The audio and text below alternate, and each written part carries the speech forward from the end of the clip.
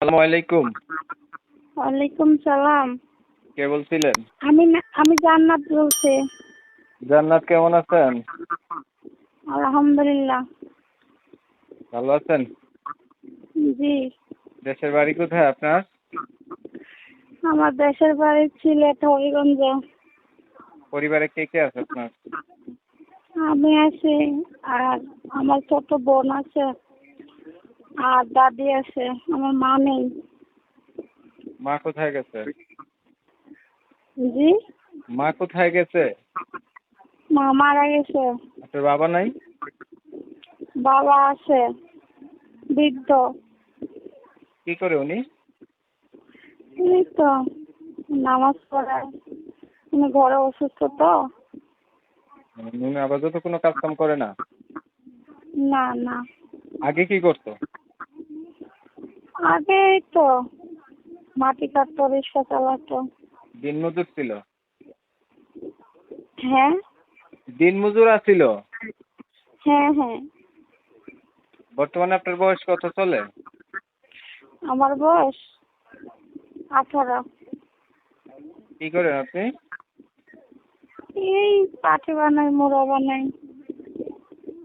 লেখাপড়া করছেন না কিছু? অল্প, বেশি করতে পারি নাই, সমস্যা ছিল সংসারে।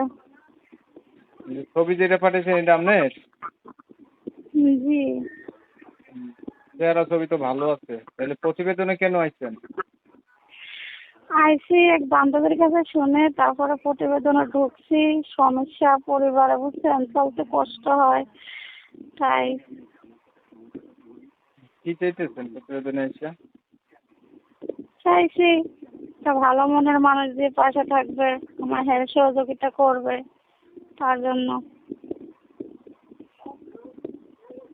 ভালো মনের মানুষ চান যে আপনার পাশে থাকবে, হেল্প সহযোগিতা করবে, এমন মানুষ পাইলে তার জীবন সাথী করবেন নি? হ্যাঁ, করবো তো। কোন নাম্বারে কথা বলবে ভালো মানুষের? আমি যেটা কথা বলতেছি এটাই? জি জি। আর কিছু বলবেন?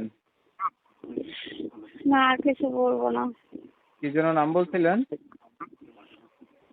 আমার নাম জান্নাত। ভালো থাকবেন আপনি, জান্নাত। জি।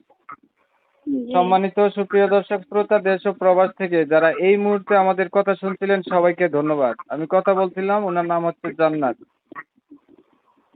কোথায় যেন থাকেন বলছিলেন? সিলেট, হবিগঞ্জে।